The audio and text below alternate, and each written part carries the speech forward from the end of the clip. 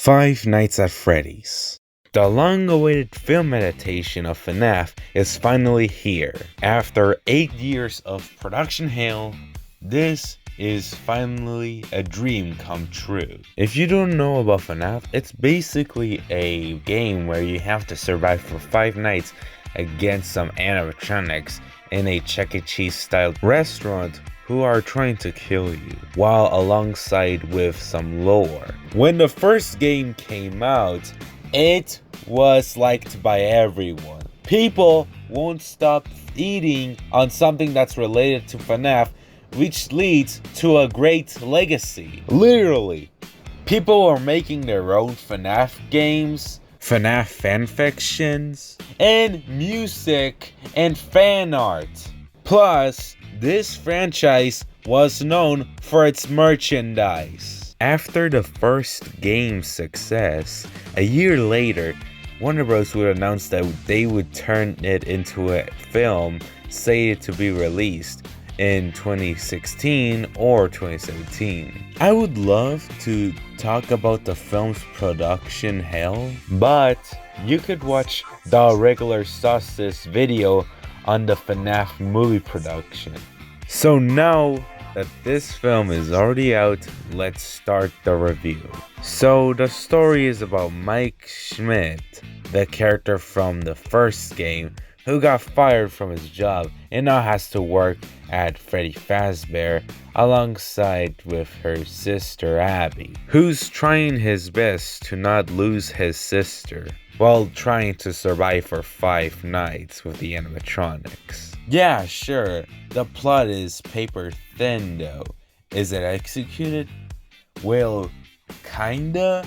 Most of the film is just exposition and nothing meaningful to say, and the tone literally changes around the middle of the film. We went from a guy getting killed by a torture machine to just Abby building a fort with the animatronics. This also factors the scariness of the movie. It may be a hit or miss. I literally got scared at the beginning and whenever Balloon Boy shows up. But there are some moments where it could literally be fun, like some people trying to break into the pizzeria and the final battle at the end of the movie. Sure, the writing may not be the greatest thing in this movie, but at least it's okay. And for the characters, they're a mixed bag.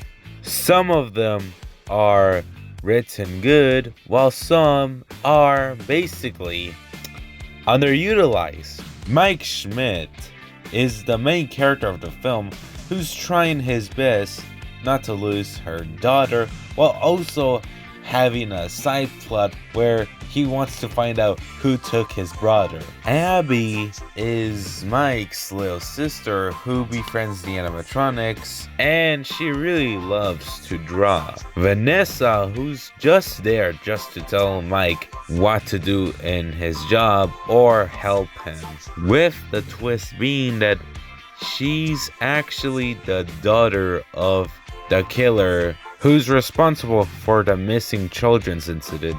Then we have William Afton, who's played by none other than Matthew Lillard, who's honestly the best parts of the movie, but he only appears at the beginning and at the end of the film.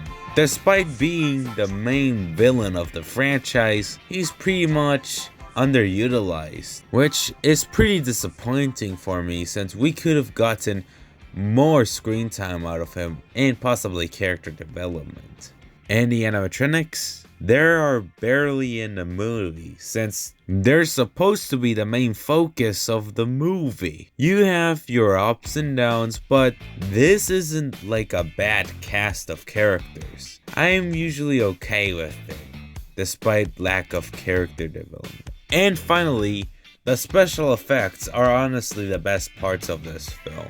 I'm glad that the Jim Henson creature sub kept the designs from the video games into this film.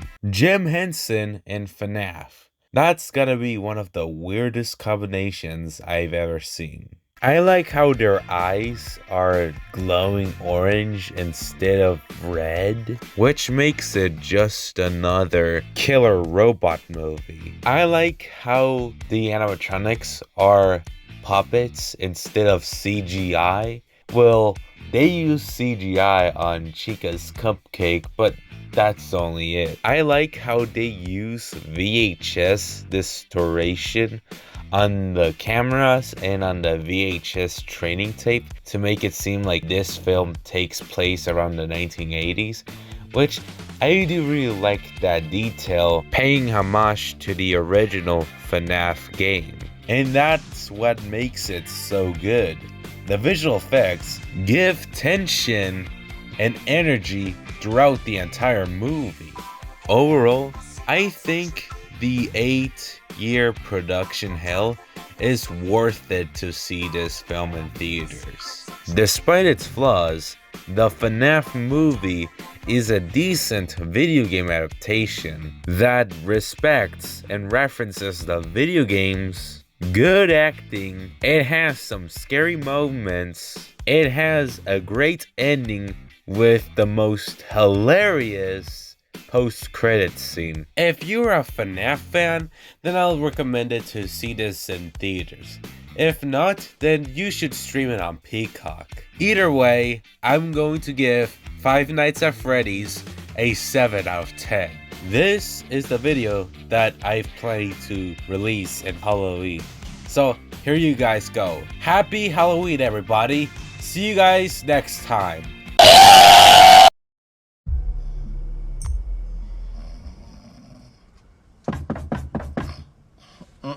Nope, not today. Sorry. I said read the